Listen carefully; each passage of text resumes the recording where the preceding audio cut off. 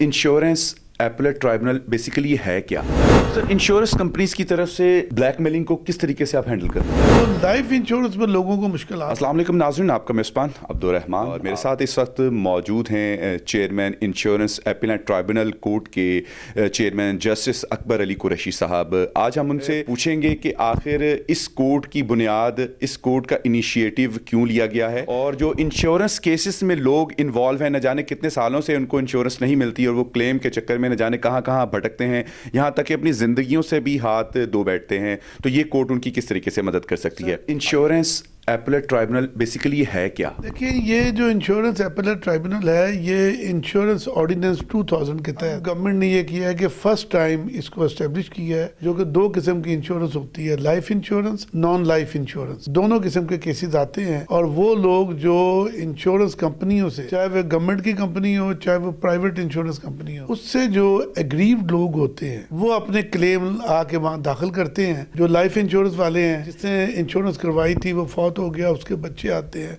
उसकी बेवा आती कि हमें क्लेम नहीं दिया जा रहा। आमतौर पे ये जो कंपनी वाले हैं ये कर तो लेते हैं लेकिन टाइम पे इंश्योरेंस पे नहीं करते, तो उस वजह से फिर वो लोग काफ़ी परेशान होते हैं। तो गवर्नमेंट ने ये वाला इंश्योरेंस एपेलेट ट्राइब्यूनल उसके लिए इस्टेब्लिश किया है पहली दफ़ा। इससे पहले ये था कि जब इंश्योरेंस एपेलेट ट्राइब्यूनल इस्टेब्लिश नहीं था, जो डिस्ट्रिक्ट जजेस थे उनको इख्तियार दिया हुआ था कि अब सारा काम ये ट्रिब्यूनल करेगा। और उसमें पंजाब में उन्होंने 2 ट्राइब्यूनल बनाए हैं, एक लाहौर में बैठेगा ट्राइब्यूनल, दूसरा मुल्तान में बैठेगा। सर, इसमें जजेस की तादाद कितनी होगी? नहीं, इसमें सिर्फ 2 जजेस।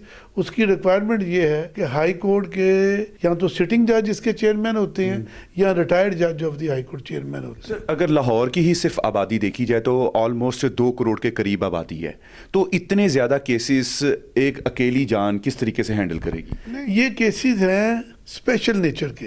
ये कुछ सिविल केसेस नहीं है कि थोड़ी सी बात हुई तो आप चलेंगे।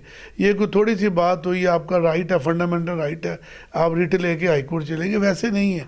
ये तो वो लोग आएगा जिसने इंश्योरेंस करवाई होगी। हर बंदा तो नहीं आ सकता ना, जिसने इंश्योरेंस करवाई है वो आ सकता है। तो मैं आपको एक और बात कर दूं कि लाहौर में 36 डिस्ट्रिक्ट हैं, 36 डिस्ट्रिक्ट। अब जो 36 डिस्ट्रिक्ट के जो केसेस होंगे वो 2 ट्रिब्यूनल करेंगे। स्पेशल लिटिगेशन होती है, जिसने इंश्योरेंस करवाई है सिर्फ वो ही आ सकता है। जिसकी इंश्योरेंस नहीं है, जिसके इंश्योरेंस नहीं करवाई, उसका इस अदालत से कोई ताल्लुक नहीं होगा।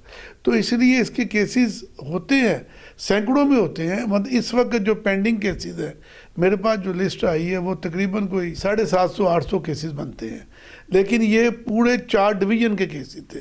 4 डिवीज़न में एक लाहौर डिवीज़न आ गया, गुजरांवाला डिवीज़न आ गया, फैसलाबाद डिवीज़न आ गया और सरगोदा डिवीज़न आ गया। सर, इंश्योरेंस कंपनीज की तरफ से ब्लैकमेलिंग को किस तरीके से आप हैंडल करेंगे? ये ब्लैकमेलिंग तो ये है ना कि जो बंदा हमारे पास आ जाएगा तो हमारी ये कोशिश होगी कि उस केस का जल्द से जल्द फैसला किया जाए। जो इंश्योरेंस क्लेम है उसका, वो उसको फौरी तौर पे मिल जाए।